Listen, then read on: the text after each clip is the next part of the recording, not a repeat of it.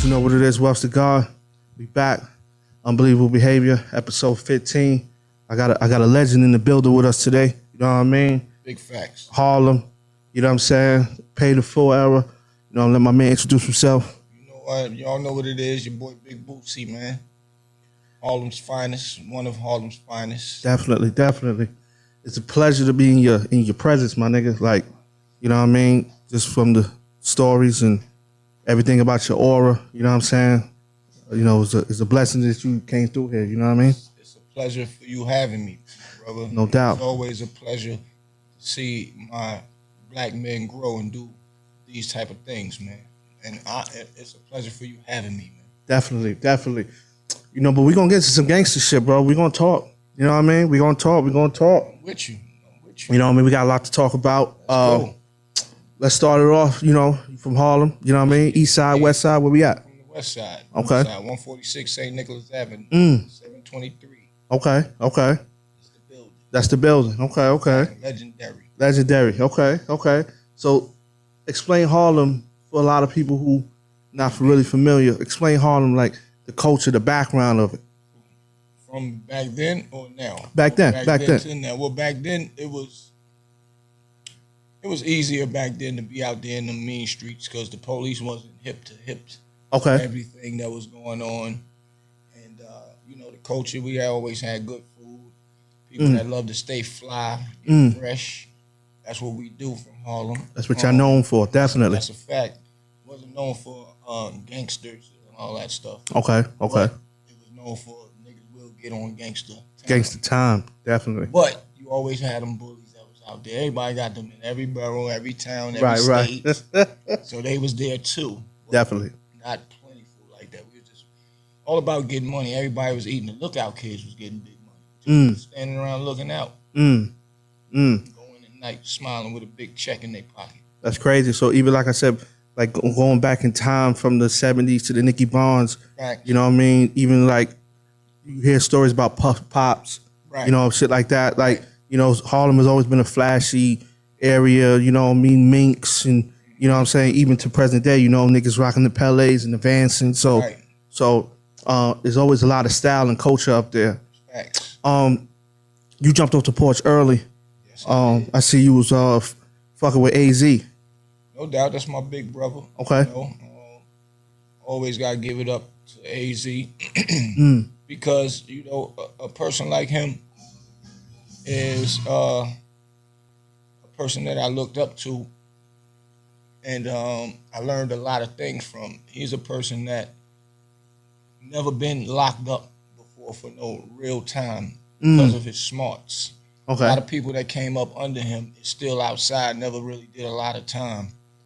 And, you know, besides Gangsta Lou, he been in and out here and there himself, but still he's outside right now, not doing a lot of hard fed time like those type of guys. Right. Grew up in doing the things that they did. So that's my brother, and I'm always big him up because I learned a lot from him moving around in the mean streets. What would he do and what he wouldn't do, and that's how I, you know, took things. So, like in the beginning, well, let's start.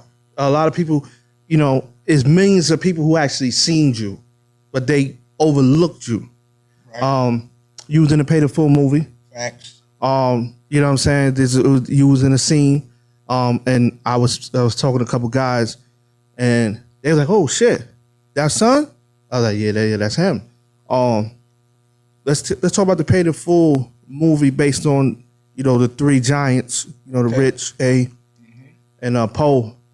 Did it go down like it went down, or it was just like Hollywood twisted up a little bit? The majority of the movie, it went down how the movie showed, but it was certain things that wasn't actually in there. A wasn't really in agreement with how things happened because they switched the script up a little bit. Okay. The movie was called Trapped at first. Okay. The sign, it had the Jesus cross with Jesus. That was the logo for it. And then when he sold it to Damon Dash, they turned it into Paid in Full, and they switched a little bit of things around. But for the most part, all that stuff in there was true. Okay. So bring it back to you. Where did you come into play? Was you around when A was at the cleaners, or was you around when A started getting active? I was there when he was at the cleaners. I was probably like 10 years old, you know. Okay. And I used to hang out with him in the cleaners. And, you know, I wanted to get some money. So I used to just be in there chilling with him because they was always just a good dude. Sit on the stoop, talk with y'all, chill. You come home from school, see him there. Then when he started being in the cleaners, me going outside, used to walk in the cleaners and holler at him. And I used to just hang in there with him. And a lot of his older friends would come in and hang out, play checkers and cards and all that. So I used to just be observant. And, Right. I started watching a little bit of other movement going on with money being passed, taking a bottle and take a bill, $1 bill, and pour some in there, fold it up, and the nigga give him some money, and they be out. So I'm like, what's that? You know Right. He would never let me get involved with that because of my age bracket. But I used to be telling him, I want to get some money, man. And he wouldn't let me do that. So I used to watch him go deliver the clothes. Mr. Jimmy is the owner of the Pibs. Right. He was Mr. Jimmy, the owner of it. And he'd leave A in charge of the store, and A would close down and go and make some deliveries. So he used to let me do deliveries. Right. Just to put some money in my pocket. That's what type of dude he was. You know what I'm saying? It wasn't nothing extraneous, but he was just still grooming a nigga to get some type of money. But he didn't want me to touch what he was doing. Which I didn't know what it was at the time, but I'm seeing money being passed and they coming. Now, what year is this? This 82, 83? About 82. Yeah. Okay. 82, 83. Something okay. like that. That's a fact. Gotcha. So doing the deliveries, after the deliveries, I'm still telling them I can make things happen. So when I'm in junior high school, I met some Spanish dude, and around that time, the Dominicans is the ones that had that work. Right. So showing us the work, showing off because he was stealing it from his brother. Okay. I'm like, oh, word, let me see that. I'm first person pop in my head was AZ. When I get out of school, I'm gonna take this to him and show him, I can get some of this. Okay. Take it to A, show it to him. He looked at it, put it on his hand. He licked it. He was like, oh, it's kind of nice. Where you get this from, man? Like my little homie in school. So I go back to school the next day and talking to him about it. He was like, man, my brother caught me, beat the shit out of me. So that ended all of that. Ended it quick. Facts. So now you doing that. You get the attention of A. Does he still keep you out? That's a fact. Nothing really never happened in that situation. I don't know if I would have been if I was able to get something from little homie and brought it back to him. If that could have started a saga, I don't know. So nothing never happened. But he would never let me in that world coming from his hands. You know what I'm saying? Okay. So I just used to be in there. Then I'd be back outside hanging with my boys. I go and hang with him a little bit. Back outside hanging with my boys. But as I got a little older, maybe like high school and all that. So now this is like 86 now. Facts. Gotcha.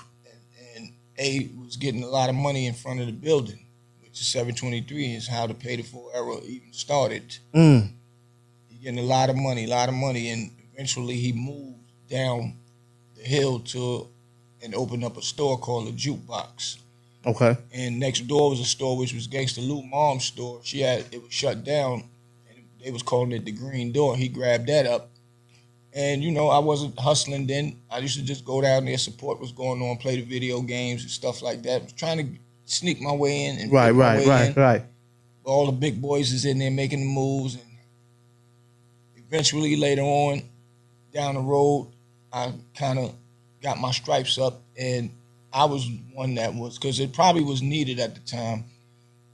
I ended up being the one that could go into the video games, put the work, put the money in there, grab some more work, take it next door. Young boy, doing young boy stuff. Right. Small shit, right. Facts. He used to run up, he used to take me up to Dykeman. He'll get some work, and I'll get in the cab and bring the work back down in the cab. He'll follow the cab, utilizing the young boys to stay low key with what he was doing. True indeed. Facts. So now, where did Rich come into play at? Well, Rich, I remember Rich when he was packing bags at the local grocery store. And I never really knew him like that at the time.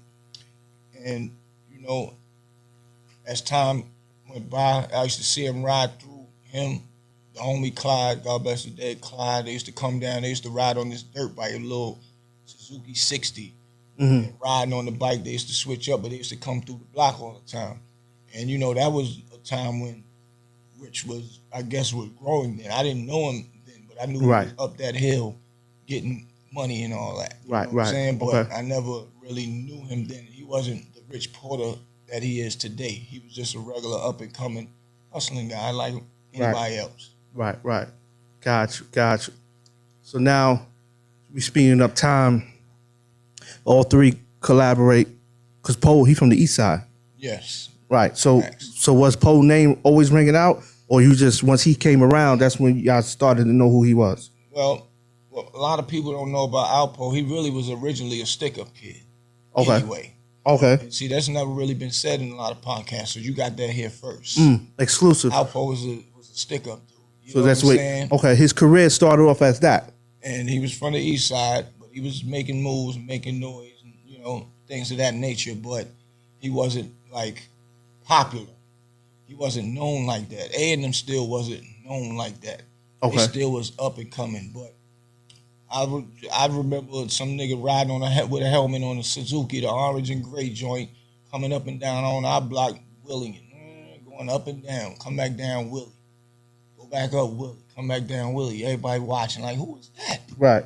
Just like in the movie, when they seeing him Willie and all that. Right, that's facts. Okay. So, still, he wasn't with A at this point in time. He probably knew of A. He knew A Block, so he come through showing off or whatever, because I guess he was trying to get down with the movement. Got you. Later on, find out that's who it was. It was Alpo, and I met him, you know, later on, just hanging out with A&M and all the big boys pulling up to holler at A. I used to just sit on the side and watch, you know, stand and play my position. Don't be too nosy. Get out of line. So Alpo used to just come around and make his presence known. So Gangsta Lou, from what I'm hearing, Gangsta Lou had brought him around, and they was upstairs bottling up one time. And he was supposed to give Alpo something, and they come downstairs. Alpo sleep on the motorcycle, and he was like, "Damn, I forgot homie was outside." Him and AZ walking out. I think my homie Whip Wop, and he was like, "Damn, he's supposed." So he was like, "I'm supposed to do something for him." A sent him back upstairs to go get some work, and give to Alpo. Gave it to Alpo. Alpo never looked back. But that's one version of the story. The other version is A. Was asked by Rich Porter to look out for Alpo.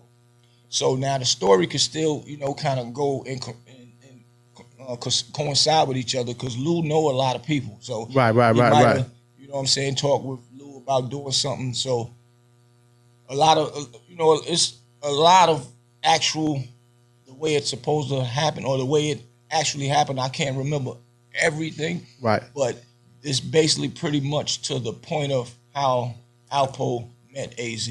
Got you. And got in the move and the groove of things. Right, with the West Side niggas. Now, it was a name ringing out before that. L.A. Let's talk about L.A. for a minute. L.A. was the big brother of Rich Porter.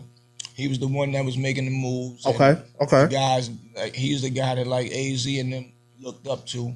Okay, got you.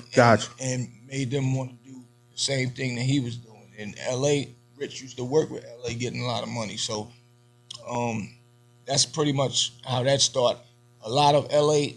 backstory, I don't know, because I was a baby. You know what I'm saying? Right. I really can't elaborate too much on what he was doing, but I just know from the stories from being around Rich and them sometimes, they talk about L.A. and he got killed. I think it was his kid's mother. Dating a Jamaican dude or something, and the Jamaican dudes killed him. Killed L.A. The female. Yeah, gotcha. Which is one of my homeboys' sister.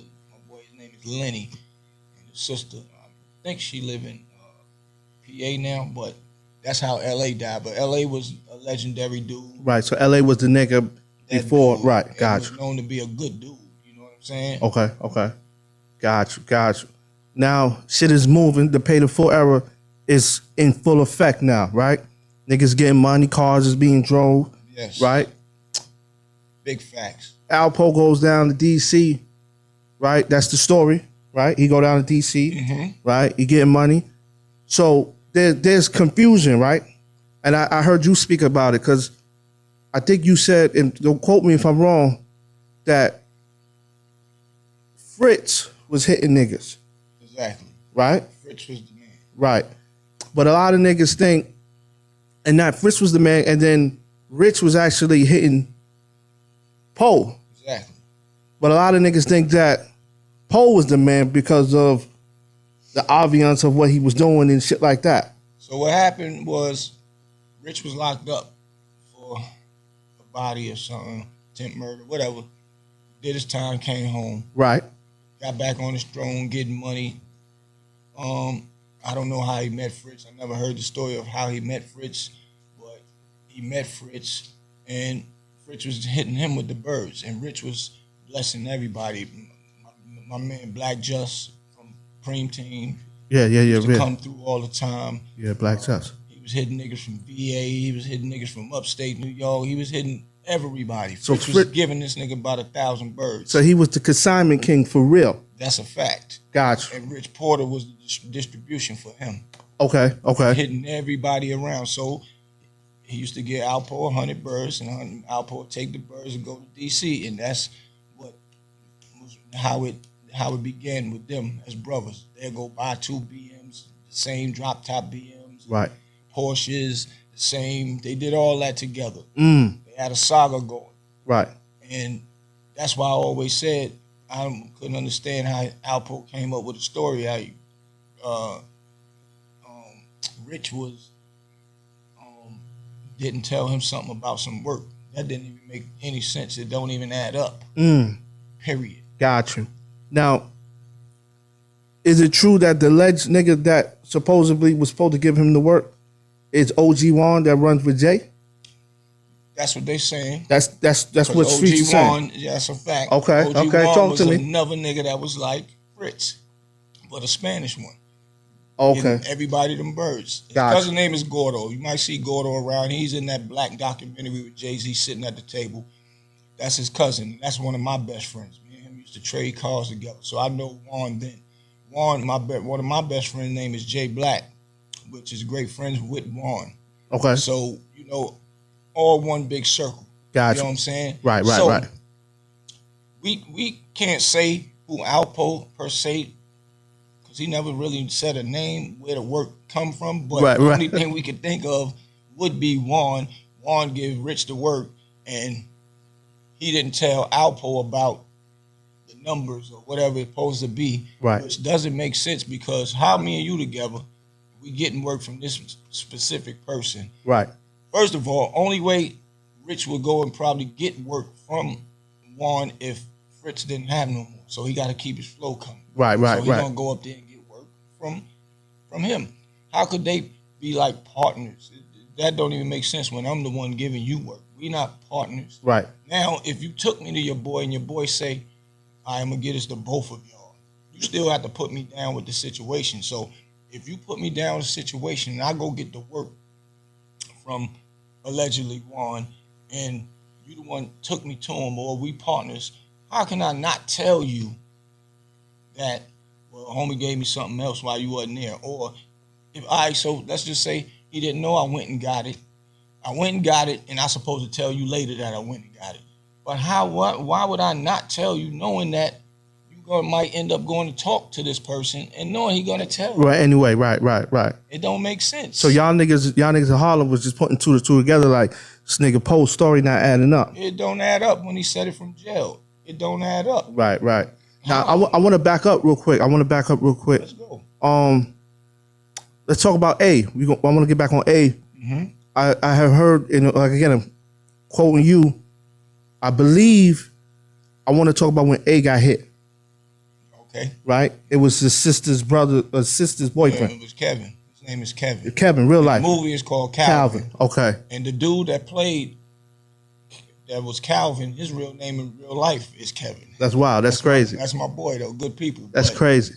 Yeah, it was Kevin, which he used to date his sister, her name is Pa, and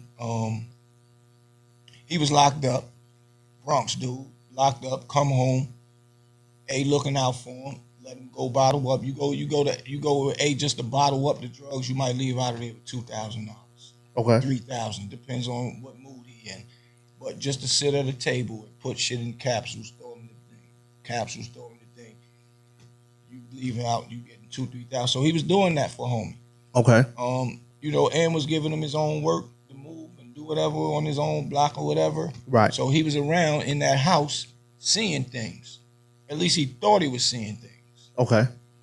And at the time, I don't know if he still was dating A sister, but still, however it go, A just a good dude. If you show him that you about to get some money, he gonna help you. So he thought he seen things in that house. Right. And A used to just leave little certain things there. The majority of the work is not gonna be where we bottling up at. Okay. Now he might got a bird in there and bottle up enough just and leave whatever's left in there inside of that house. Okay. So homie took it upon himself to get some dudes. Backstab my brother. Now, you said that you were supposed to be there that night? Yeah, because that particular night, Rich Porter, all of them had a basketball. Normally, I'll play with them sometime too, but they was, they had their team and who they picked because they was going at what? We can go to the park right now, whatever. Right. We used to play for 30,000, 40,000 a game. Sometimes A would be like, I don't even want the money. Y'all just bust their ass. I'm gonna let all y'all split the money. Okay. So this particular night, they went to play ball, but I was having fun because I'm doing my own thing, getting my own money now. Okay. You know what I'm saying? A was hitting me. I got my own team, and I had my homie with me. His name Keith Caesar. He down here now locked up doing a life bid for a murder. We trying to get him out of jail now, but we'll talk about that later. But so I wasn't picked, so I went down there to the park with them, see what's going on. We was chilling for a minute. My man's like, come on, let's just ride around bullshit for me. I'm like, yeah, we out, fuck that. So we riding around, fucking with the bitches, pulling up on blocks, and then I'm looking at the time, I'm like, damn, they probably finished by now. Let's go back over there, because A was supposed to give me something that night. Okay. That day. Okay. I had to wait because they ended up arguing about the game and went to play. So we go over there, go to the park, they gone. I'm like, fuck it, I know where he at. He at the crib. Right, he at the spot, right. At the stash crib. It's Joanne house. So I'm like, fuck it, come on, we out. We had a Nova, a rental car, Nova, I'll never forget it. And so we riding, I'm getting tired, and I'm like, man, I'm really tired, my nigga. We might can get that shit from that nigga tomorrow. I don't really feel like going all the way to the Bronx. Right. My boy was like, yeah, you right. Fuck it, I'll drop you off, and we just go get with him tomorrow. I'm like, all right, fuck it. So he dropped me off. I go to the crib. I fall asleep. Wake up. Well, no, I didn't wake up. My mother woke me up. Oh, she woke you up. Like, get up, nigga. She seen the news. Get up, boy. AZ on the news. I'm like, Mom, what you talking about? She's like, get up. AZ on the news. And we shot up. I'm like, what?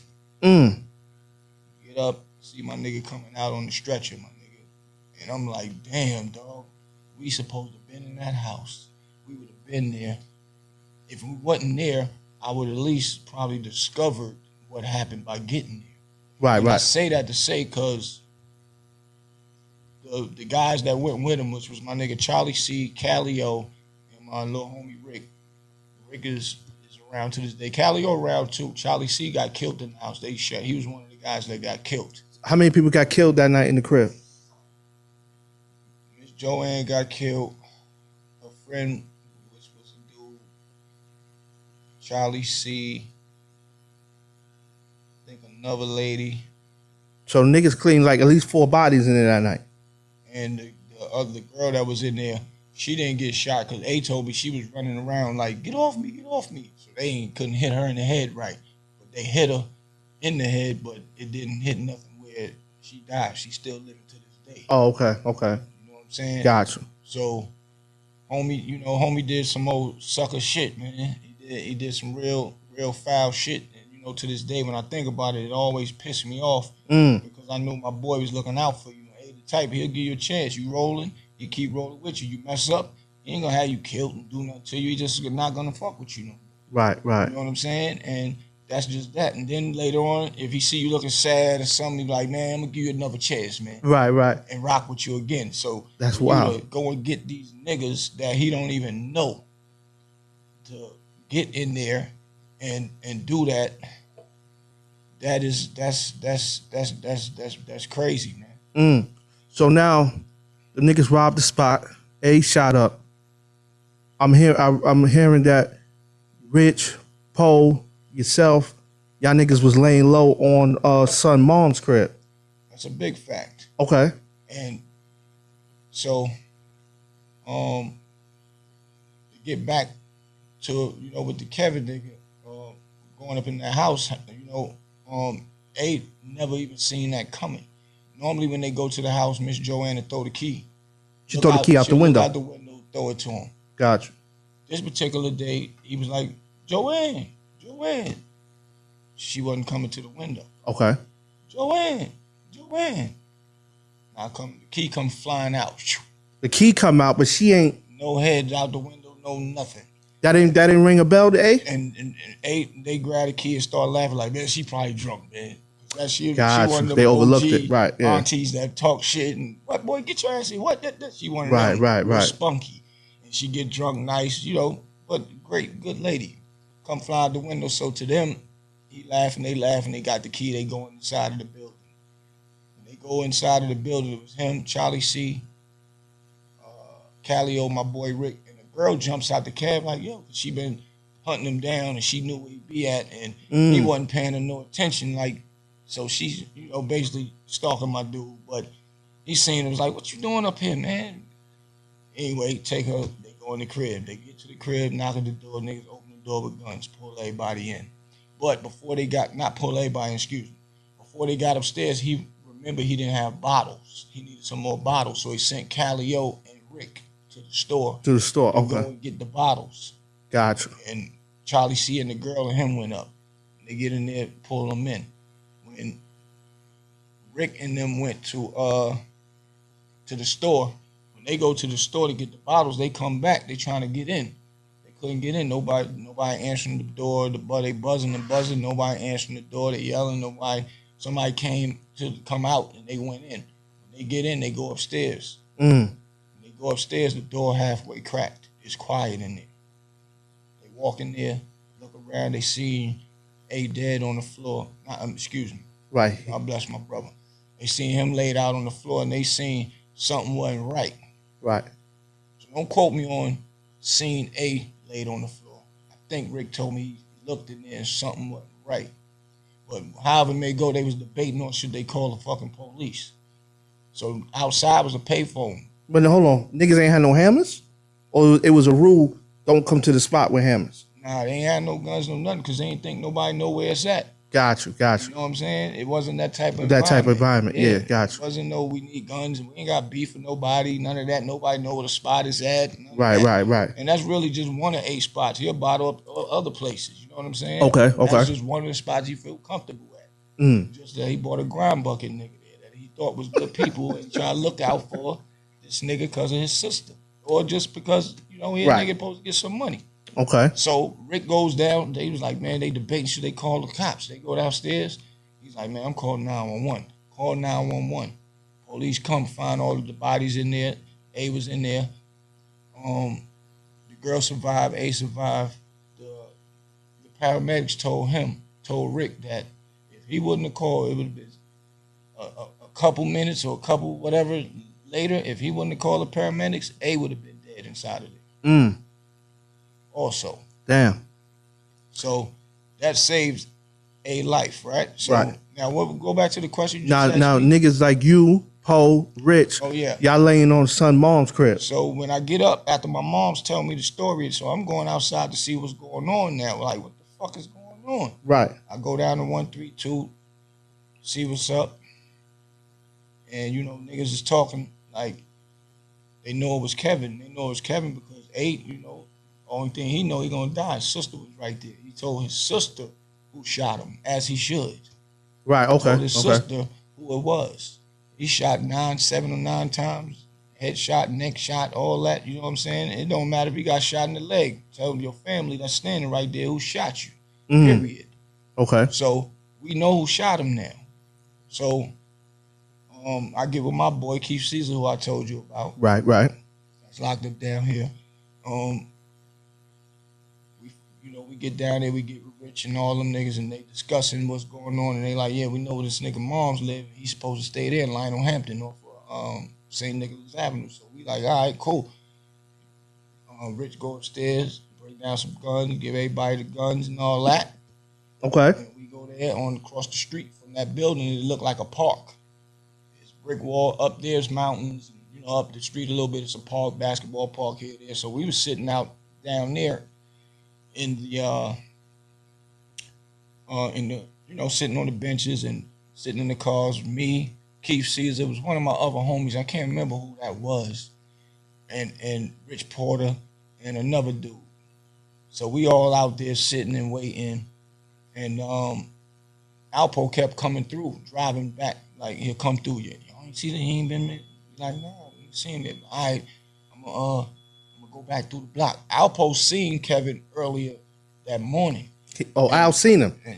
And told him, he's like, yo, man, A been shot up, man. We got to regroup. We got to find out who did it. We don't know who did it. Come to the block. Oh, you trying to line him up? Line him up. Got you. Okay. He knew. He knew. Right. And Kevin told him, yeah, I got you. I'm coming, da-da-da-da-da-da. So we waiting. We thinking he coming to the block. He ain't come to the block. That's what made us go over there. Which I'm following the big boys. They're my big brothers at this time. Right.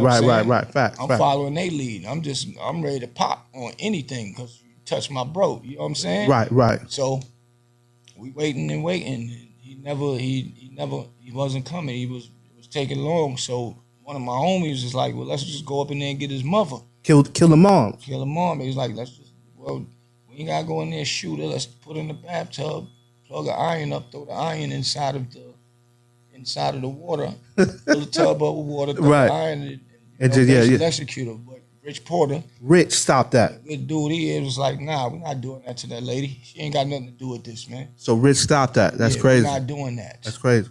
So we sat out there a little longer. Alpo came back a second time. Damn, this nigga still ain't come. Like nah. Rich was leaning over in the car. The passenger side talking to Poe. And then we sat a little more, and I didn't know this, but A told me one time that Rich, while he was in the hospital, told him, yo, we outside waiting for this nigga. And A the one told him, leave that alone. Because the police came coming in here questioning me. Leave that alone. Something happened to this nigga. They coming back on him. It's him. They gonna come get me now. Right. So to this day, I didn't know why it was called off. I just thought. Oh, you never? Okay, got you. It's taking too long, man. We out. Fuck yeah, it. Got you. Out, gave him his things back, whatever. And he said, we see what's going on, and I went about my day, me and my dude. So after AZ got out of surgery, after he get out of surgery and everything,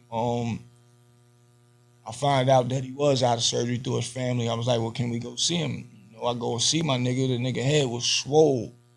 I could see the incision around his head where they operated to take the bullet out of his head. He still got it to this day. When you see AZ, you'll see it around his head. His head was swollen, man. And he was telling me the story, how when he got inside of there, the dude, Kevin, when they get in there, you see who it was. Kevin was acting real like he was like, yo, man, that's crazy. Like, you a sucker. He was like, no, first they was pistol whipping. Open the safe. Open the safe. Got you. He was like, man, ain't no money in there. He said he didn't want to open. He said if he opened and they knew nothing wasn't in there, they would have killed him. Smoke him. Yeah. He was like, man, ain't no money in there. They kept trying to make him open it. He wouldn't open it. The girl running around the joint, they searched Charlie C. Charlie C had a knife. He took the knife out of his pocket. They was like, oh, what you was going to do? You was going to stab me with this? He was like, nah, it's just a knife. He was like, oh, yeah, all right.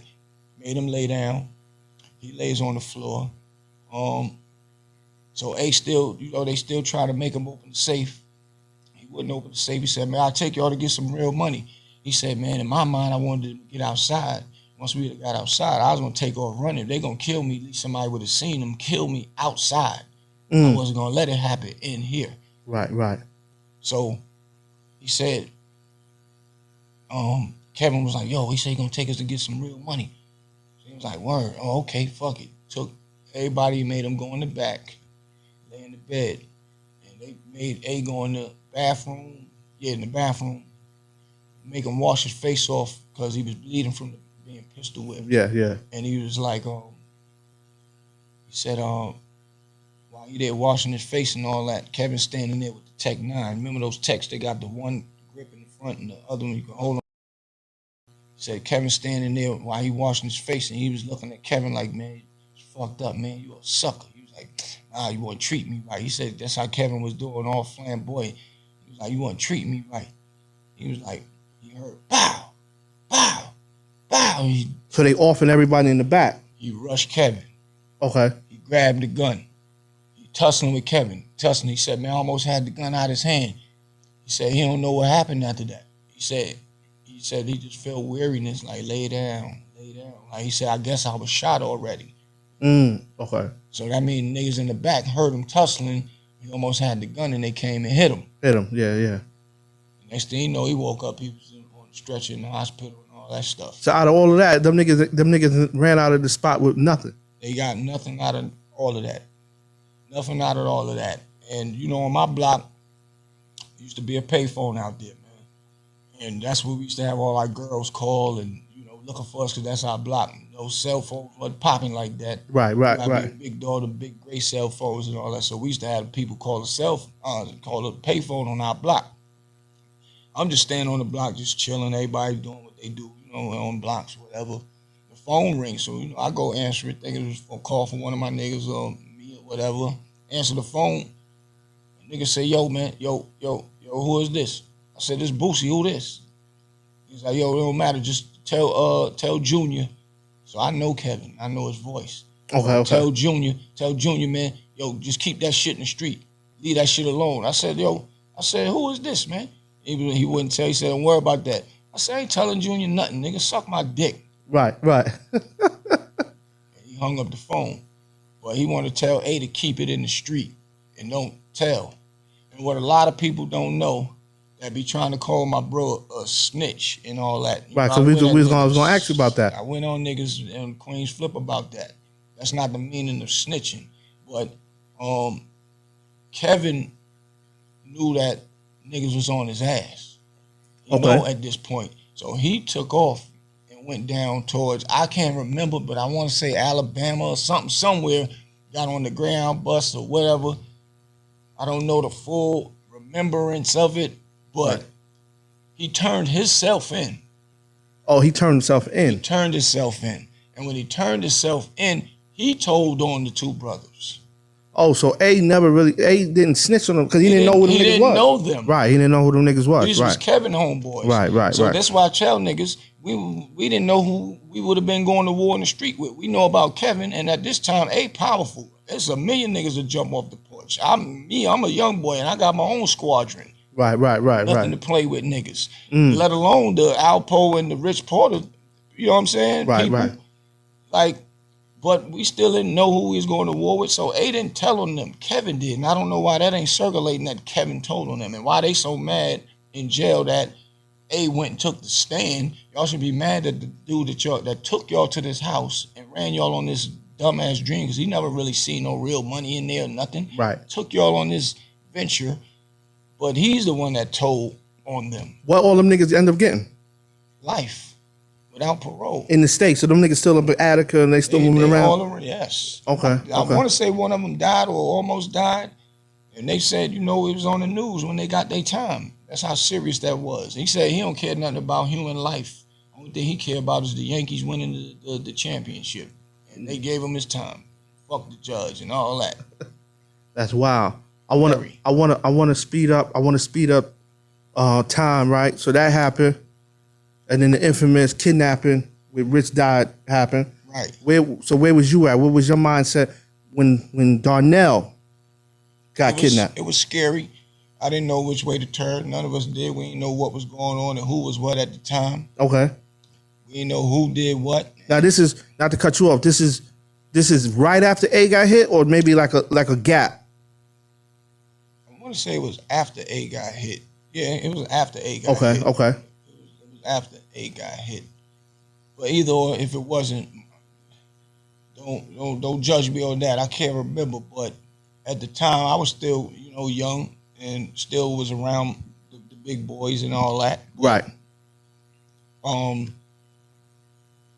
But we didn't know what was going on at that point in time. We looking around like who is who, like fuck, like. So the streets really didn't know that Preach and them niggas did that, like that. Nope. Then nobody put two and two together, like yo, that's them niggas that did that. Not at that time because the uncle was involved.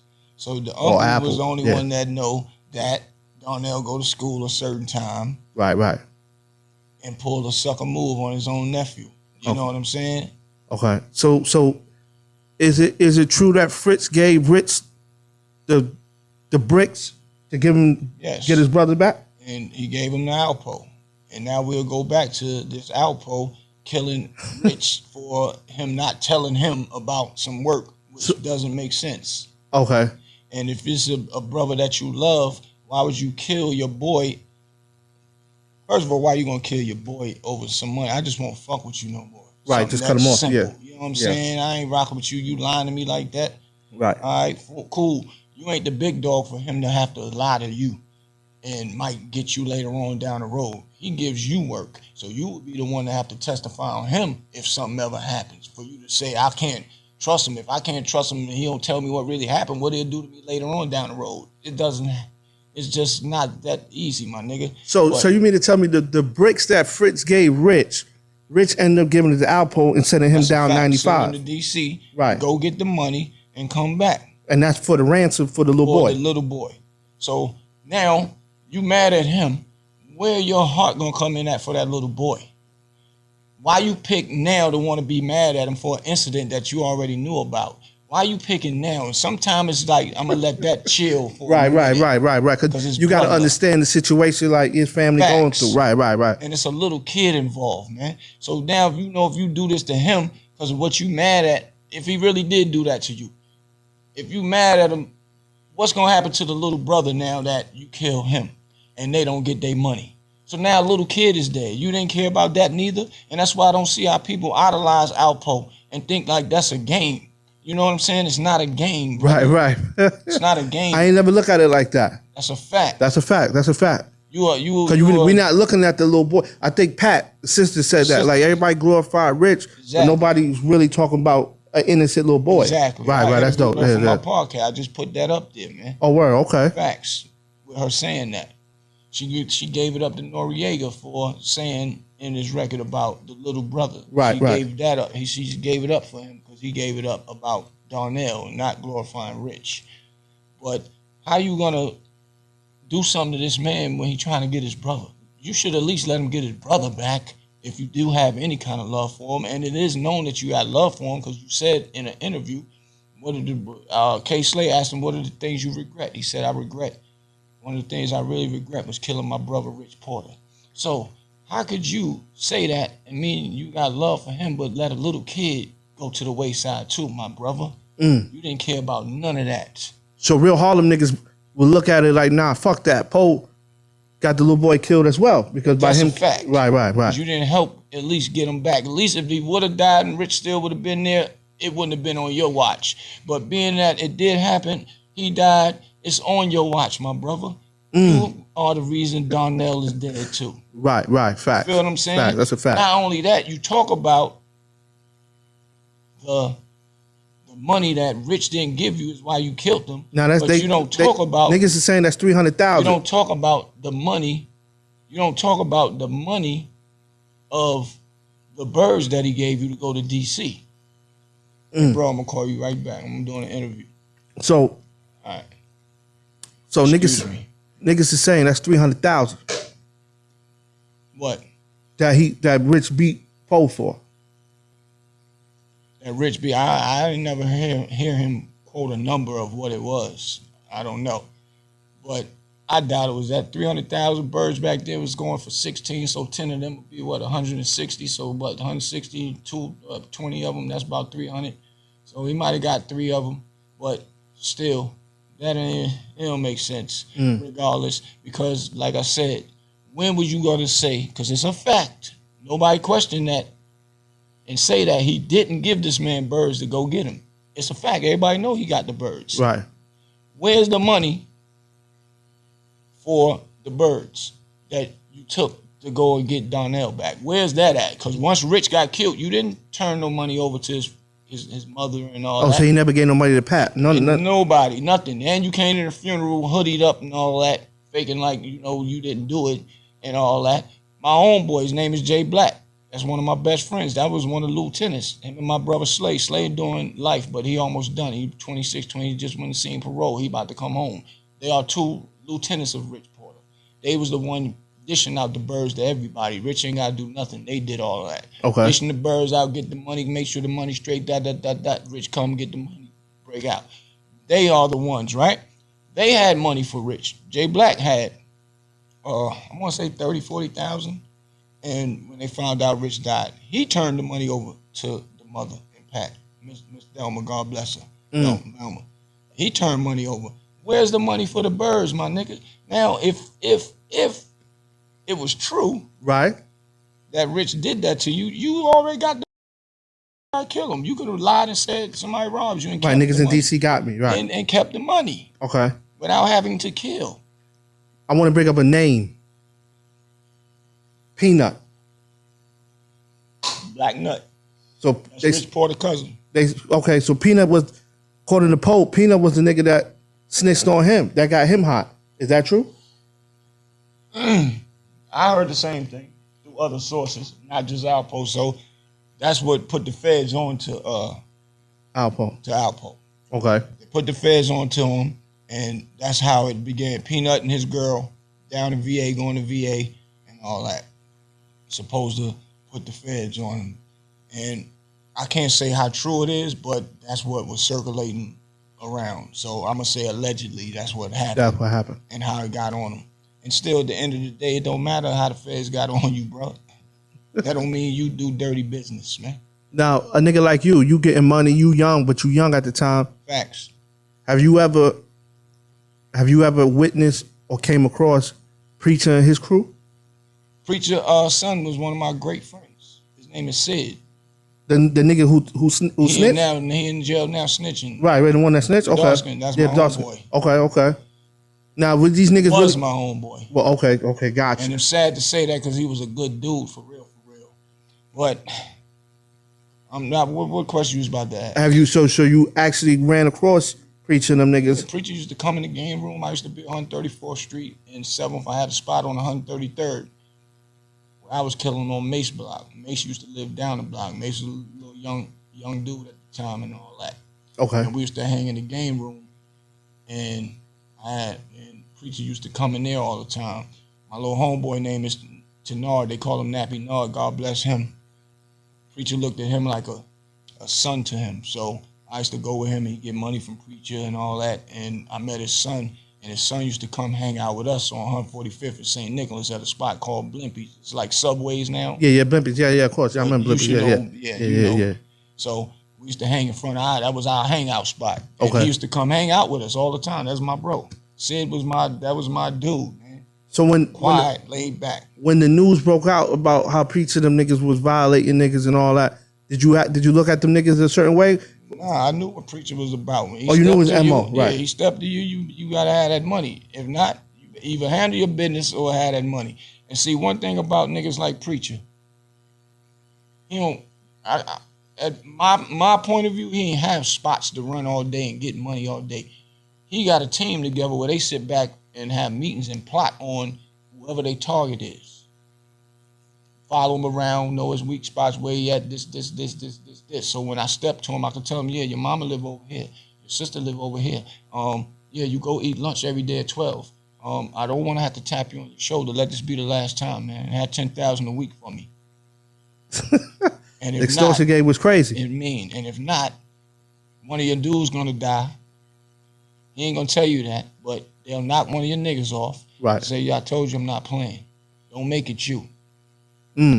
So when that start happening, it starts circulating who he is. So when he stepped to you, now you are scared. Or either you gonna pay or you gonna play with him. You gonna pull them guns out. But there's certain niggas that I can name names that he knew not to play with. Okay. That was getting money. I'm about to say, because the picture that these niggas, paint with him is that he ran down on any nigga that was uptown in the Bronx getting money. And I'm pretty sure, I'm like, nah, he couldn't do that. He couldn't have done that. That ain't, because there was some niggas out there that play the same game he played, but they got money too. Okay. And they'll pack up, shut shit down just to go to war. Okay. See, that's what real gangsters do. When they got spots that's getting a lot of money, it ain't about the money no more. Shut the spots down. We'll open back up later. We got war. Okay. We only coming outside now. When we come out is to go to war. So a lot of these niggas that be talking, I be looking at them and I be listening and I be watching like, no, niggas don't know what war is and you don't know what war is about, man. Right. That's a fact. That's crazy. I watched the big boys do it, man. So he didn't do that with everybody, but a lot of people he did. Okay. And he buried a lot of people, and you know, as we got older, and I just told this to my brother the other day, man. My brother's name is Ant. I said, yo, and my other homie that I said, yo, do you remember when Sid used to come up there? This nigga used to have a bag of guns. And be like, yo, man, y'all want to buy some guns? And try to sell us guns. That them niggas probably off niggas with. That's the guns that they was offering niggas with. Give him the guns and he get rid of them. And he would bring them to the neighborhoods to sell them, my nigga. And I'm like, yo, that's crazy that he would even do that and bring us some guns with bodies on it back then. Right. We thinking he a good dude. That's really some fucked up shit. Yo, shout out to my man Tello. You know what I mean? My nigga Tello said a quote. When you get older, you realize a lot of shit is cheesy, my nigga. Real nigga shit. Shout out my nigga Tello. He in the spot right now. You realize a lot of shit is cheesy, and it's crazy that you said that. Fact. You know what I mean? Like, you putting two together. Like, yo, this nigga was really... Once I watched Sid joint, right. I called my brother and told him, yo, my nigga, this nigga, remember he was bringing the guns, wanting to sell them to her. They was like, yeah. I'm like, yeah, listen, go look at this interview. I'm thinking like, yo. Wow, that's wild. That's very wild. And his daughter was bad as a motherfucker. My homeboy was dating his daughter. I don't know, they might still be together, but she bad. Badder than a motherfucker. But in hindsight, Preacher told his son and daughter to tell on him so they can get out of jail. Because they was in deep with whatever he was doing. They had going on. Gotcha. Told them to tell on them. Okay. You know what I'm saying? So I can't be mad if your father tell you that. Right. But if he implicated anybody else, then, you know, street game. But if your father tell you, then I don't know how to look at that, man. Right. I don't. How do you classify that? Yeah. You know what I'm saying? But his father told him. So, and, you know, that's how that happened. But Sid was a nigga that was our homeboy. He was us a lot. Like, he had a problem, nigga. We going. What? Where they at? That's it. He was one of them niggas. So I've been around Preacher. That's crazy. Several times. I want to give you a date. December 28th, 1991. You remember that date? I was locked up. You was locked? Facing 60 years. 60. Thanks. Damn. What was the charge? I heard you was upstate getting money. Driving drug trafficking. This was right after upstate. I couldn't be up there no more. So I started going to VA. Okay.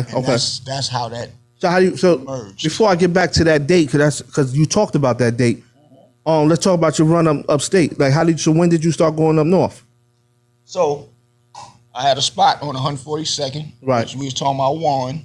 OG Warren, right. Cousin Gordo. Gordo, right. Used to give Gordo work. Gordo used to give it to me. I was getting the work, you know, through that pipeline. Okay. So my brother found the spot on 142nd between Hamilton and Broadway. I had the whole building, like some New Jack City shit. It wasn't a big building like New Jack City, but it was like bigger than a brownstone because it had different apartments in there. Right. So we found the building, took me in there, hollered this crackhead dude, yo, I need your spot, your house, this and that. Let me get this money, da-da-da-da-da. He let me open up in his spot. Started off, I went and got all my team together. Baby Marv, B-Pipe, my brother Ant, Ricky Do. I'm like, fuck that.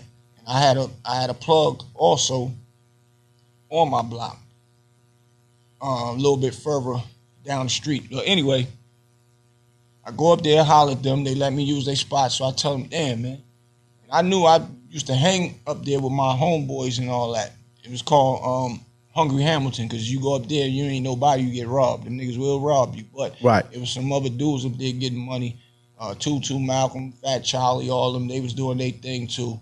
And I opened up on that block. So I'm like, damn, man, we gotta get some customers. So what I did was go. Me and my homie went and got 2 crackheads, gave them some rocks, and told them, here, these for y'all. Go bring some more people, and I'll give you some more. They went and told we giving out free samples and told them the building number. Niggas was coming like flies, literally. Flies. We gave out about 100, 200 bottles for free. Right. Never looked back. Start killing the game. I'm doing probably about 10,000 a day. And that's selling $2 crack.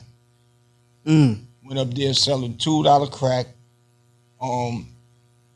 So as we, prospering, I started utilizing other crackheads in their apartments.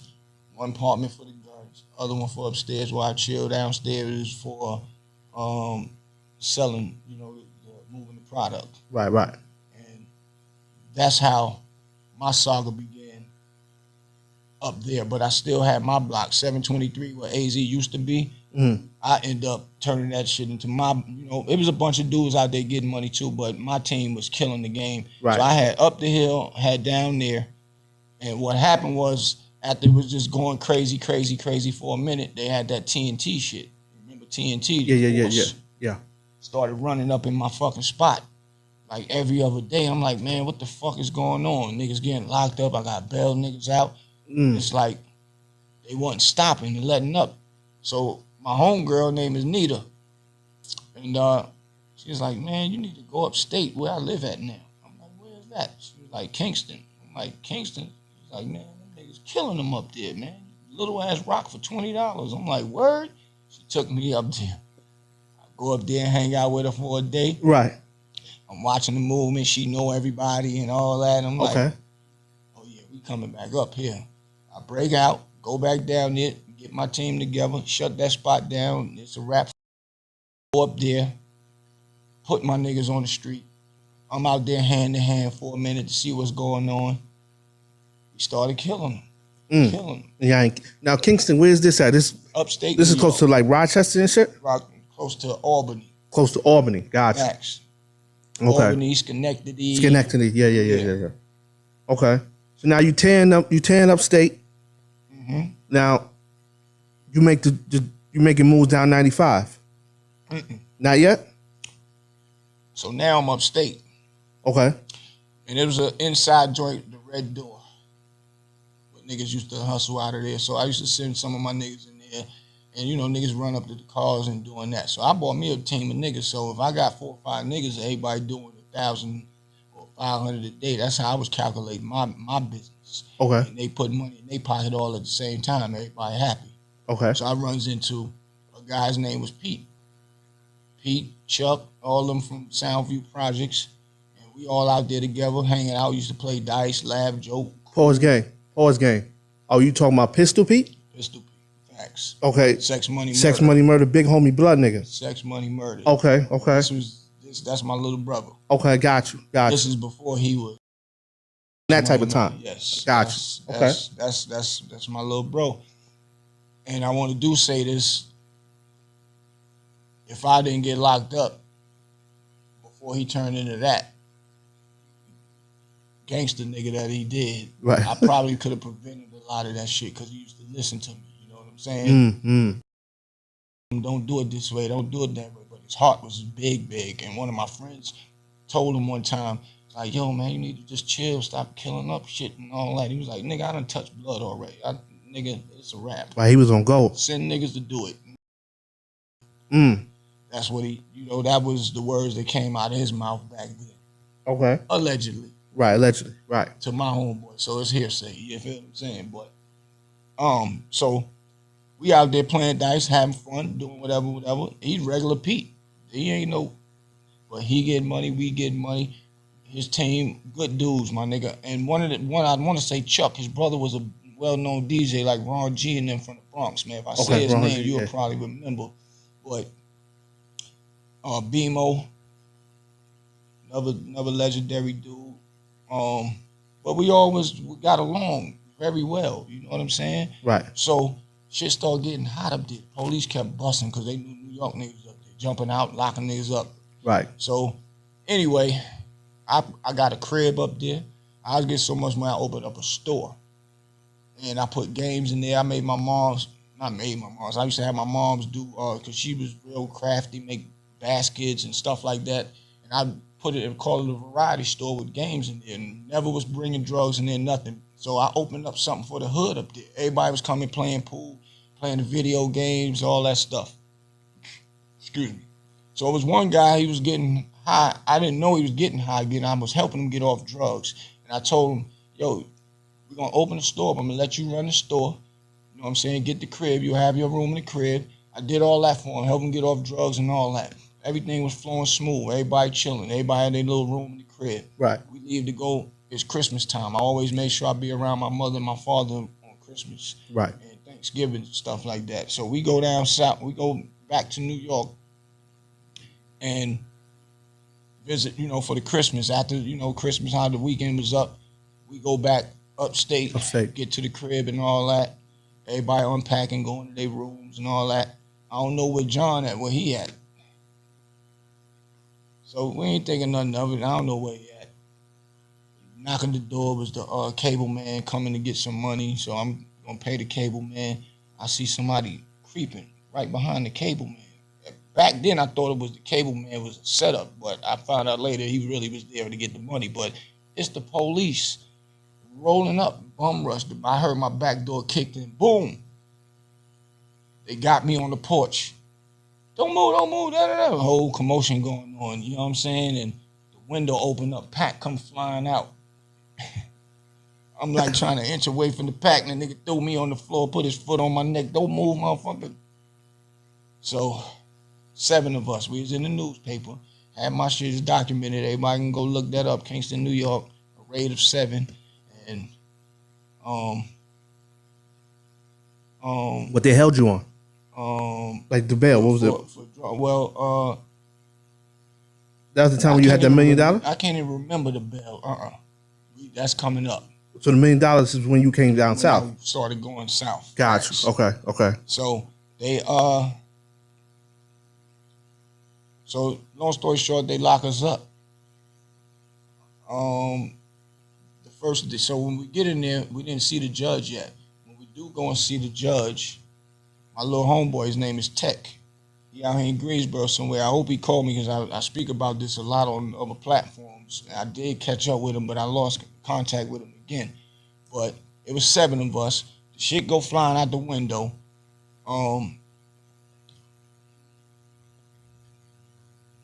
We go to court that morning. My mom's, everybody, family was in there. And Tech, as we in there, he said, yo, he went and told him everything was his. Oh, he took the weight on some weed-based shit. Took the weight. And told him everything was his. And they had to let us go. And they didn't want to.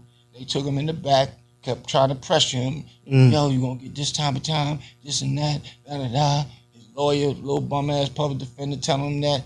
So he come back, and he was like, he talking, I'm this way, he that way. He's looking forward, but talking to me.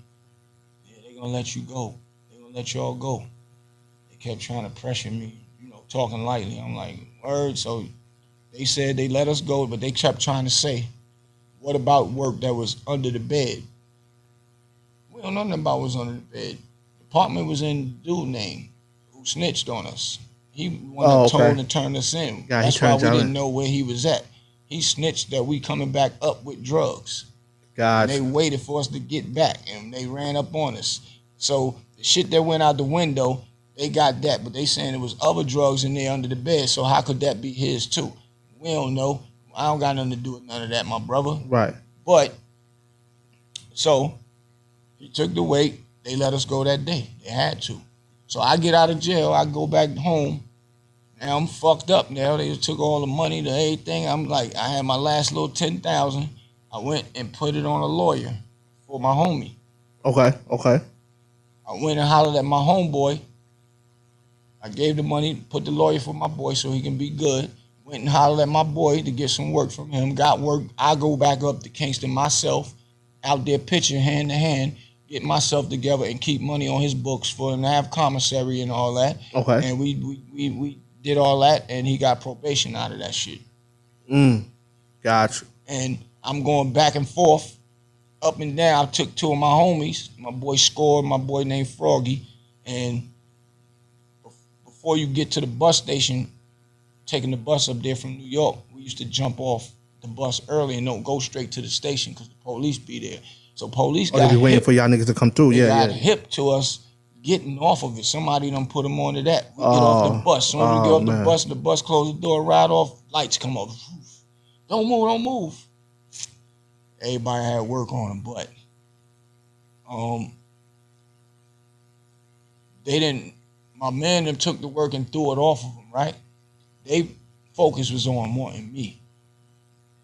So they ain't find work on my other nigga. When we get down to the station, my boy put it somewhere in the car and the police lift the seat up. See, a lot of niggas don't know that police lift the back seat up just in case if you try to stash shit. Right. They found his work coming inside of the joint. They found his work. When they found the work, they take him in the back and tell him, my boy Score. They say, yo, we don't give a fuck about you. Only thing you gotta do is say that it's Boosie work, and you can leave right now. It's like, man, I don't know that nigga. Like, it's mine. My nigga owned up to it. He caught a bid behind that. He already was a felon and all that shit, but he thorough. You know what I'm saying? So he ended up going up north. He went up north, handled his time, came home. You know, me and him talk about that recently. And once that happened, I knew the gig was up. Ain't no more going back up there. Also, upstate was a wrap. It's over. So now you took your shit down south. I took my talents to the south. Now, the reason why I brought up the December 28th, 1991, because Puff is in the news, as everybody know. And that day, Puff and Heavy D threw the celebrity basketball at City College. And I know there. I knew you went through there and kind of defended Puff when a lot of people. Facts. And you said that it was the cops' fault. What made you say that? What made you say, that it wasn't Puff's fault that 9 people died? Because it was the police fault, and they never get held accountable for their actions. Okay, talk to me. And it's fucked up. Like, if Puff did something wrong, I would want him to face his time for raping and beating a woman up. But for other things, I don't agree to. Okay. That. You feel what I'm saying? So what happened was, me and my homeboys, we went up there to the basketball game. Me and my homeboy, me, Hot Rod, and a few of my other friends and all that. So we waiting online to get in, and it's police barriers, them blue barriers that they the have blue at shit for the block parties, yeah, and all that. Yeah. 2 police up there. Gene Dill told me that it was FOIs out there. I'm like, I don't remember no FOIs, bro. Shout out, yeah. If niggas don't know who FOIs is, that's the fruit of Islam. That's they shit. So, because a lot of people don't know who's FOIs. Muslim security. Right. Yes, big shout out to them. I don't remember seeing them. You don't remember seeing them? Okay. Seeing none of them. And he said it to me like they was there. Maybe you didn't see them then, but I was online. Right. The line started getting packed to not a straight line, to the line widening up and trying to get in them doors. I did a whole review on my podcast. Yeah, I seen that. That's why I bring that date up. It's a door you go in, and then it's a little space. Right. That once you in there, you locked in there, then you got to go through the other door. They shut that door down. Okay. And was just opening it up, letting people in here and there. So now, what happened was, the barricades there, 2 police. It was a woman and a man. Okay. I'm never gonna forget this day. Never. Ever. And I tell the people, if your kid was one that got caught up in that, y'all need to sue the state, the city as well. Right. It wasn't Puff's fault. He might get sued because his name was on that project. Yeah. It wasn't his fault. So as we going in, the barricades, the line getting thicker and thicker, the barricade fall. Boom. The police said, man, fuck this shit. Man, come on, man, we out. And left. NYPD. NY with suits on, blue and white, blue, whatever suit NYPD wear, that's what they was wearing. A man and a woman was standing right there and left. If they would have been like, hold up, y'all fall back, call for backup, help do that, and orchestrate that, it would have been all right. But they didn't do that. They left. And even though, Gene said that he told Puff to hire this security, that security, all right, that's cool. But at the end of the day, it was police security that was hired too, because they was out there. Right. And they left. Okay. Nothing higher than them out there. Nothing higher than them out there. That's a fact. And they left, bro. And they left people pushing and pushing. Now I'm inside of this little box now, me and my homie. So you inside the box? Inside the box. You getting pushed too. And they closed the door because they standing there. The desk is here and this the door you go in. So when you come in, you got to stop at the desk, show them your ticket or get your ticket. When you come in, they close the door, let some in, close the door. And I'm like, yo, it started getting stuffy inside. So now people was feeling like, I can't breathe. Sometimes mental played a factor in that. And girls was falling out. We had to pick them up. Yo, open the door, man. Open the door.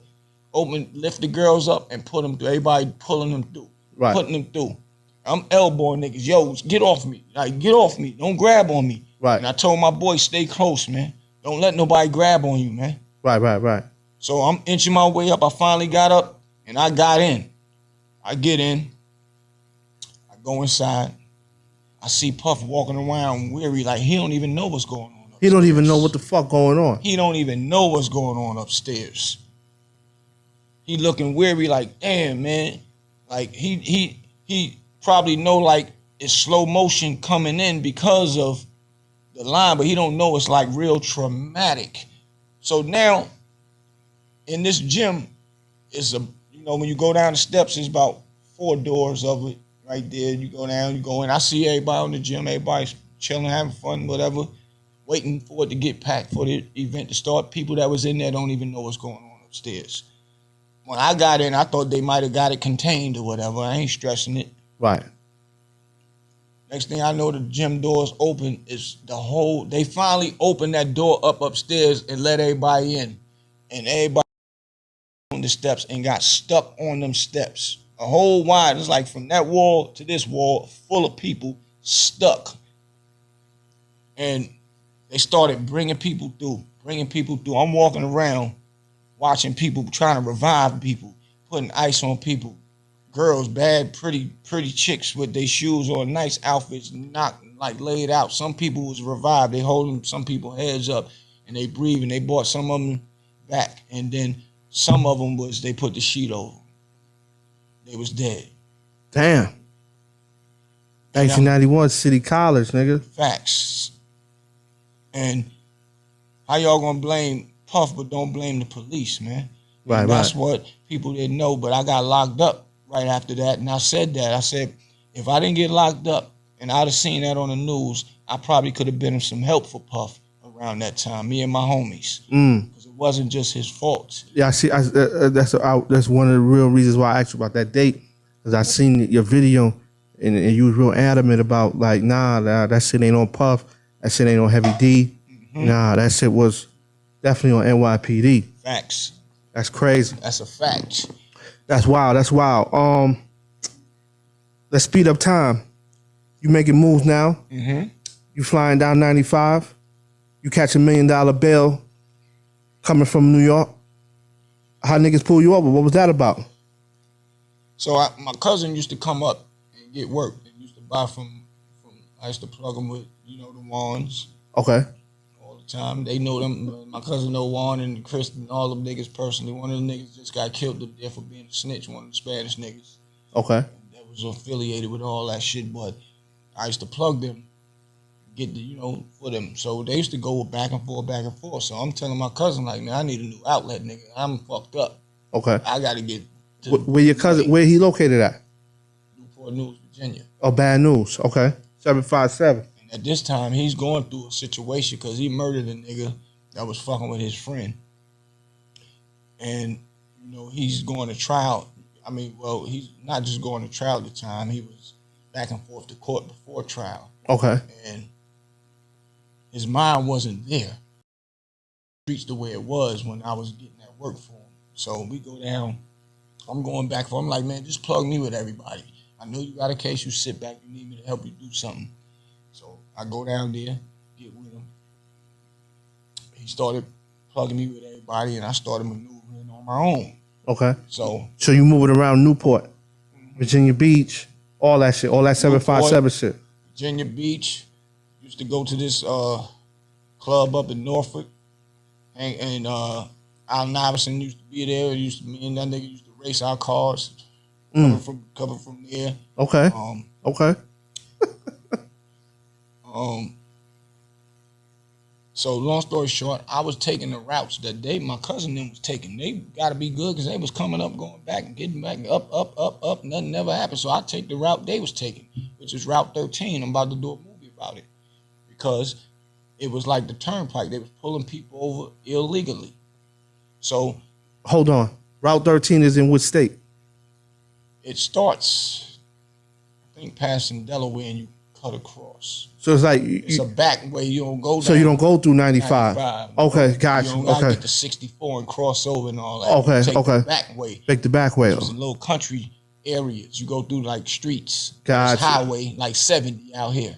Okay, makes sense. Okay. Facts. Because 95 was extremely stupid hot, and a lot of niggas wanted to avoid that by any cost. Gotcha. So I'm taking that route. Me and my team. My homie D-Mac, and it was one of my homeboys, one of my cousin homeboys.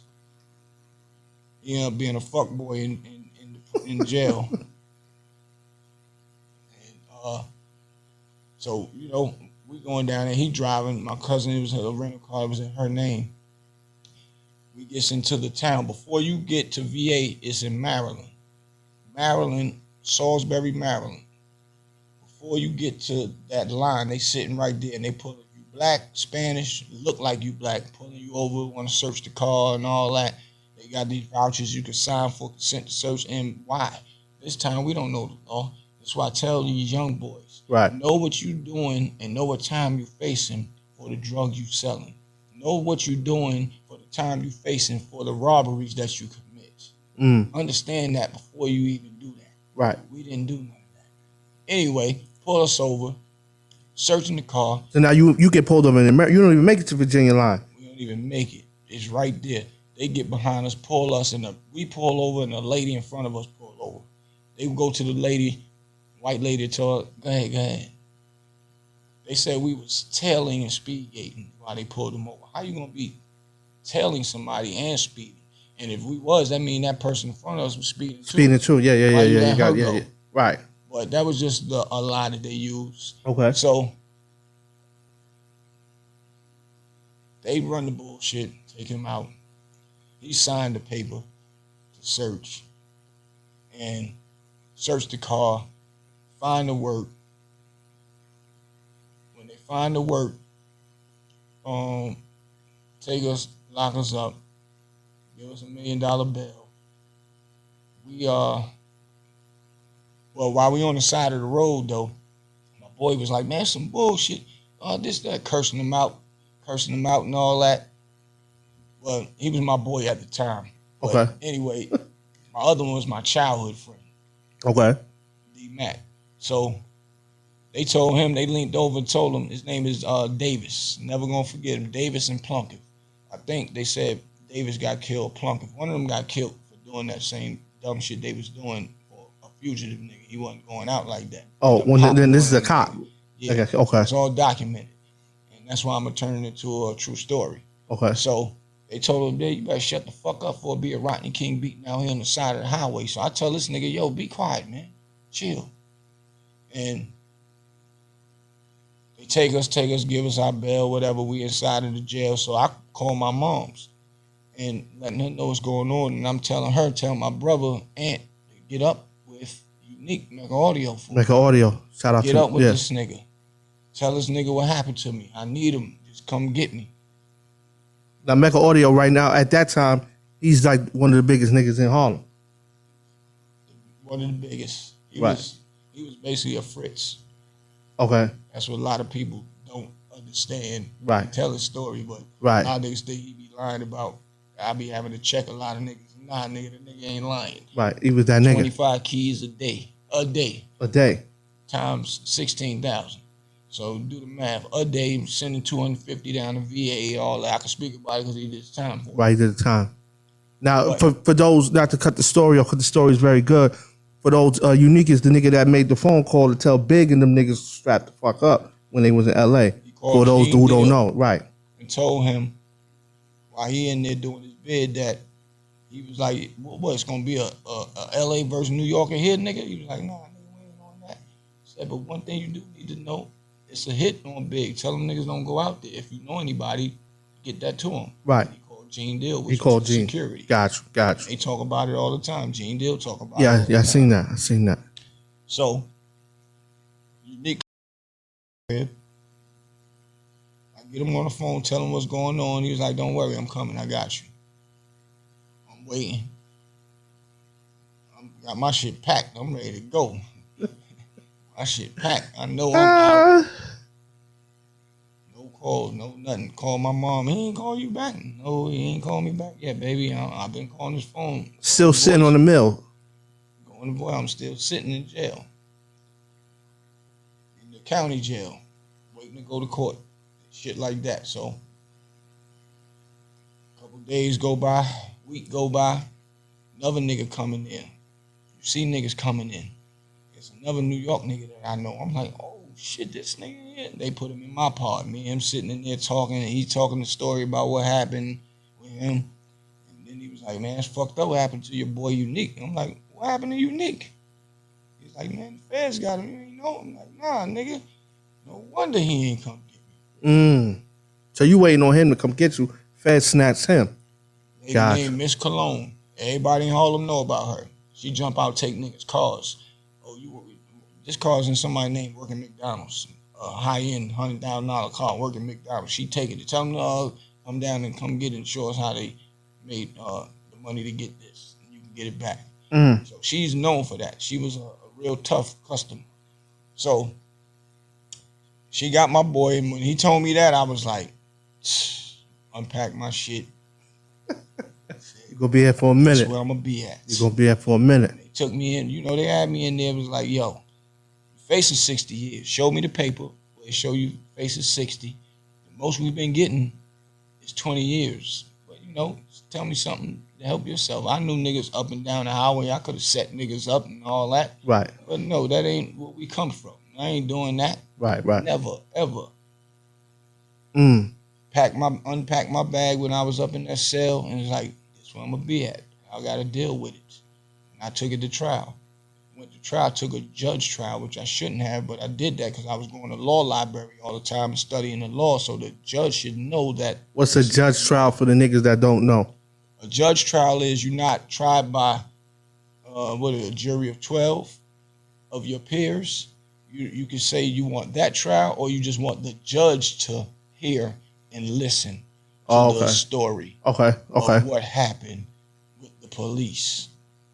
My mother was in the audience, and she was like, he already knew he was finding y'all guilty, man. His name is Judge Simmons, in which he's biased because his son was a fiend and died from an overdose, so he already was biased to drug dealers. Drug dealers, yeah. And I made a wrong decision then by utilizing a judge trial. And when I used the judge, found us guilty. Left, had to wait for a date to come back, get sentenced. Come back, get sentenced. I got 5 years out of it, though. And that's what I tell people. Keep your mouth shut. Don't fall for everything the police telling you, because everything what's going to happen to you won't happen to you. And got my time. My boy got his time and came home. An honorable person. Right. You know what I'm saying? Right. Facts. That's fact. Not glorifying like that's a badge of honor because you went to jail. That's still nothing. Going to jail is whack. It's nothing to honor of that. I'm just saying, though, I'm not sending another man to jail and I'm outside partying, dancing, kicking, and chilling with my family, and he locked up and his family sad he in jail and he didn't get caught. I did. I'm not doing that. Right. So before we coming to the end, I want to touch on the topic of Dame Dash. You and Dash, y'all real cool. brother. He had you actually on the Paid in Full set as an advisor. Am I got it right? That's a fact. So what's up with Dame? You know, a lot of the internet be laughing at Dame now. You know what I mean? Because of Jay and all that shit that he got going on. But tell us about Dame. Tell us, Well, the name of this game is called The Turtle Always Win the Race. The turtle always win the race. Okay. That's a fact. Okay. I like that. They laughing and smiling and all that, but they only laughing because it was his gold fronts. It wasn't his teeth. People still want to say his teeth, but this is gold. It was his fronts that he had in his mouth, and they fell out. So it is what it is. Right. Dame joke on people all day, every day. Okay. 50 Cent with the Dame Dash told me $1 million ain't nothing, and he ain't got no money right now. That's a jab, being funny. Right. He ain't mad at 50 behind that. Right. You know what I'm saying? Right. And that's what 50 do, but that's what Dame do. Nigga, where you get them sneakers from? Nigga, why you around us? You ain't getting no money, nigga. That's what Dame do. Right. So, it's been a rumor Dame was broke years ago when he first broke up with Jayz. Right. And, I knew Dame by passing here and there, seeing whatever. But my best friend, which is Jay Black, I spoke about a minute ago. I always knew that him and Dame was tight. Okay. Best friends. Right. And I always used to tell him, man, Dame broke up with Jay, nigga, fuck that. Let's go up there and get with this nigga, and let's we make some moves with this nigga. Fuck that. Right. But niggas thinking Dame is broke. That nigga was in China with art galleries and touring and doing everything he wanted to do. You know what I'm saying? Right, living life, nigga. That's a fact. So I'm gonna give you this game right now. I was gonna use it for my podcast, and I still might. You know what I'm saying? But so once I finally get this nigga, because my boy Jay Black I ain't really with it going to holler at my niggas. I gotta make sure all my shit is on point. I'm like, man, fuck all that. Right. Finally get him to go. We go and get with Dame. And it was an artist. I found the artist out of Durham named Rick Vocals. Nice. Can play the keyboard, sing all that at one time and all that. We take him to Dame. I want to say this the correct way. Dame told him to come to New York. We get to New York. We get to my block. We get on my block. It's a payphone right there. I'm like, call him and tell him we coming. He called Rockefeller, the office. Nah, Dame not in, but he was really right there. He said, all right, tell him Jay Black called, hung up. Before we can get across the street, the phone ring back. He was like, oh, what up, nigga? I ain't know it was you, man. Where you at? Oh, nigga screening calls. Yeah. Where you at? I'm in Harlem. All right, come to the office. We go downtown to the office. We get to the office. It's my first time really meeting Dame. You know what I'm saying? Okay. And it's before the Paid in Full move. And we telling them what we doing. Really, it's me because I'm in the music game. I was a rapper back then and all that. And my boy, I'm putting the battery in his back what to tell Dame and how to, maneuver it. So he telling Dame this. He was like, oh, where the artist at then? We like, he down south. We like, well, all right, bring him back up, nigga. We'll make something happen. I'm going to make sure you eat. One thing about Dame and Dash, he going to make sure you get some money. If you his friend, he going to make sure you eat if he got it like that. As long as there ain't nothing that's going to affect him. That's what he always say. If it's something that's good, nigga, I'll help y'all. As long as it don't hurt me and me helping y'all. Right. We go, we leave, we come back. Get up there. The artist with us. We sitting in the front. The secretary go in the back. Tell Dame we up there. She come back, tell us to come in. We tell the artist to wait. We go in the back. Jayz in there getting manicured, little toes done and all that stuff. Little Kim there with him. Sitting behind the desk. I ain't know Kim at this time. Little Kim. Yeah, that's my sis. Love her to death. I didn't know her at this time. But we in there explaining to Dame, yeah, the artist this. He's like, well, where he at? We like, he at the front. He's like, go get him. Jay Black go up there to get him. I'm sitting there while Black going to get him.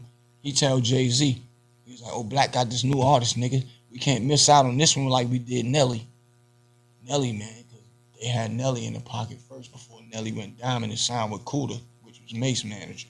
He was like, man, we ain't missing out on this one. So homie came in, sung for them, played the music. They put it in their system that they got in there. Right. They like, oh, this nigga hot for real. All right, what y'all want to do with him? We want to sign him to Rockefeller. All right, he signed. That's simple. Rick Vocals, signed to Rockefeller. Everybody can go check the video out. So, and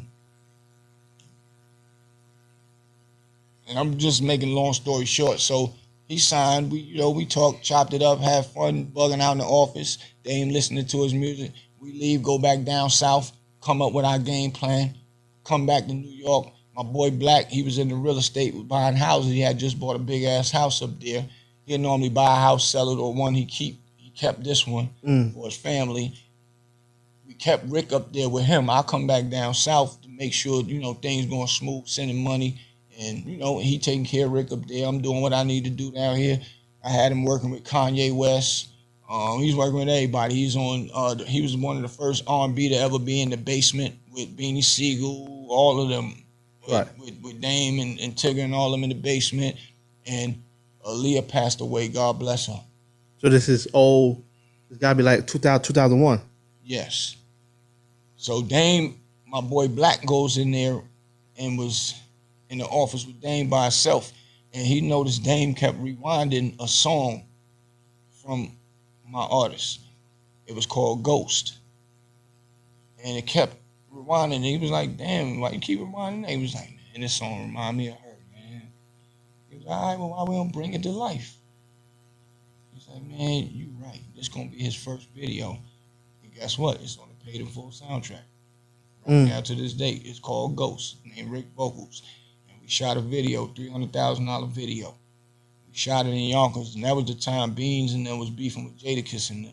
Okay. Jadakiss and them was talking about coming over there to shoot the video, shoot up. Y'all coming in my town, shooting videos. Right. And I knew one of the guys that was cool and worked with them. And I sent the message over there, told him, like, let them know, like, this ain't got nothing to do with Beans and none of them. This is our video shooting. This is a dedication to Aaliyah.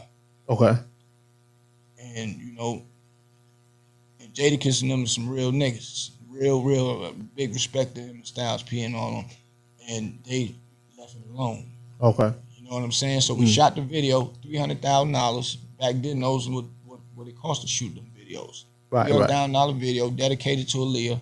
It's called Ghost, sung by Rick Vocals, the dedication to Aaliyah from Dame Dash. So your subscribers can go and check that out. It's on YouTube as we speak. You know what I'm saying? Okay. And I was out there with Aaliyah's father, drinking Heinekens. He loved Heinekens. He kept listening to the song. When they stopped, do it again. He was like, man, that's a beautiful song. And he was like, whoever behind this song can make a lot of money, man. People gonna love this person. Only reason why it didn't come out, I don't know what happened with Dame and Aaliyah mom. She didn't sign off on it for some reason. I don't know. After that, Missy came out with her I Miss You with Jayz, Missy, and a few other people. Yeah. With DMX in the video. Yeah. Yeah. And if that song would have came out and was pushed the way we wanted it, he would have been a out of here, star. Right now, he's still hot, and I'm thinking about working, doing something with him. We've been talking. He's still hot. They was calling him the next R. Kelly when R. Kelly was R. Kelly.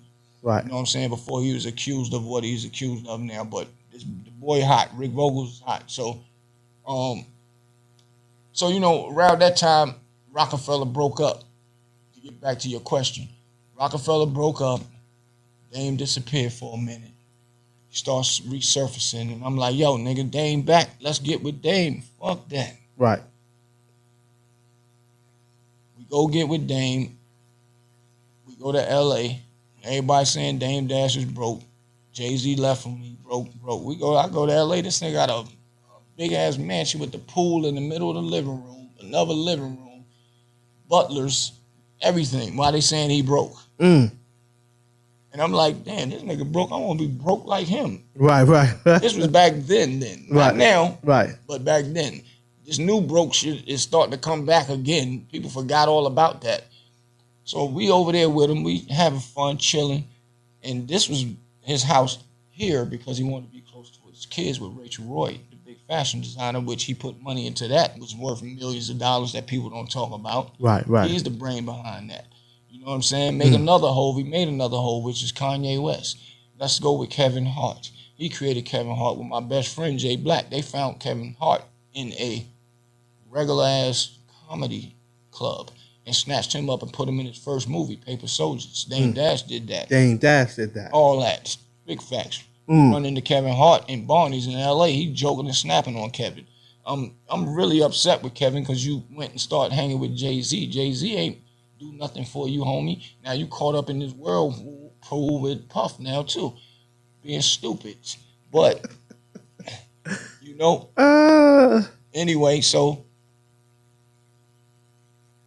that house was for his kids to be close by. He still had his other big house in Malibu.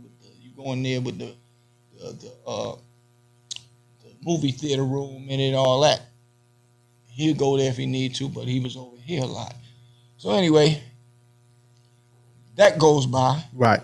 He ends up moving, you know, he back in New York. We go to New York. I mean, when he get back in New York, you know, time went by. I'm just trying to go through it and remember to my recollection. I want to make sure I tell you everything correctly. Right. But he back in New York, opened the art gallery up there on Houston Street. We start going, I'm telling yo, man, let's get back with Dame now. He's back over here. Once again, let's get back with Dame. Right, let's get with Dame. We go to New York. We get with Dame in New York.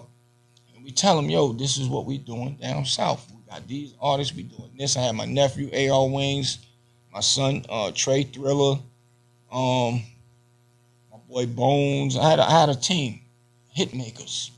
So we go up there to get Dame. He's like, word, y'all doing all that down south? He's like, yeah. He's like, all right, let's go tonight from New York. We like, all right. He wanted to rent a Sprinter van. I'm like, hold up, man. Hold up. That's going to be a lot of money. My homeboy had a Sprinter van. Jabbo, God bless the dead. My brother had a Sprinter van. He spent about $160,000 plushed out joint. I'll send you the link to it of the van with us in it. I tell him, hold up, we're going to Brooklyn. We'll be back. Go to Brooklyn, holler at my brother. Got the van. I'm telling him about Dame. He's going to come down south. We're going to put this together. He said, take the van, Bootsy. Gave me his $100,000. Only one made. No, 3 or 4 of them made. Anyway, get the joint. Go get with Dame. We get on the highway. We coming down south. He ain't never looked back. I had him running through Raleigh, Florida, Atlanta. We was touring there. We had Murder Mook with us. Bought the whole film crew. We shot movies. We got a movie right now that we got 40 grand in. Dame is playing the star in this movie. He's a rapper that, you know, starts shitting on niggas, not paying niggas. His wife get kidnapped and all that. So that's going to come later. But anyway, get Dame down here, running around, start doing his liquor, the Dusko wine and the Dusko whiskey. We doing all of that. I'm putting all these plans together. And then, you know, he flying back and forth, fighting for his kids. Oh, the child support joint. Exactly. Fighting for his kids, always fight for his kids. Nobody never want to tell nothing good about my brother, but y'all want to say the bad stuff and try to make him look bad. Right. But he ain't never been no effed up dude. But, you know, some dudes get they pride like, man, I ain't giving nothing for her to reap the benefits and stuff like that. And I ain't saying that's what he doing. Right. I don't know. I'm just saying. Anyway, I just know he a loving dude and don't play by his kids. I watched him do that right here. Go pick him up. He come to my house right here in Raleigh, you know what I'm saying? And him and his wife, we was making moves. And he was getting behind my artist, and which is my nephew, my son. And, you know, a brother like that look out for you, I'm never turning my back on. I don't care. I don't got to talk to him every day all the time. Right. Ain't nothing I ain't going to do for him. So to get up to date with this new, talking about he broke, they stupid if you ever think that. That's crazy. In real life, it's impossible that he gonna be broke. But this is the broke. This is the situation as far as them not understanding broke. Why I said I'm gonna give it to you right now. That's dope. That's dope. You know, I'm here with the legendary Bootsy, bro. Nigga, we can sit here for 2 days. I'm gonna give you one more thing. One more? Real quick. While they saying he broke, they don't understand the difference. Jay-Z take money from people that invested, which I ain't saying nothing wrong with that. Right. But you taking it from the same people that Dame was fighting for you and cursing out. And now you cool with them.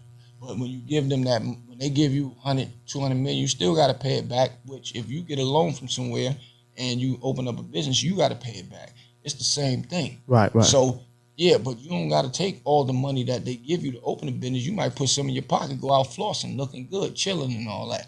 But Dame Dash don't get money from those people. He take his money and put it into projects that he's doing. So that's why he say, yeah, I'm broke, but my money is in equity. Right. You feel what I'm saying? So it's a difference. And I don't have to answer to nobody.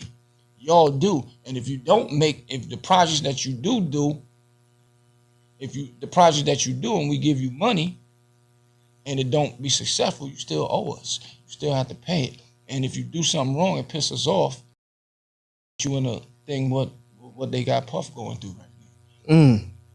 That's dope. That's deep, bro.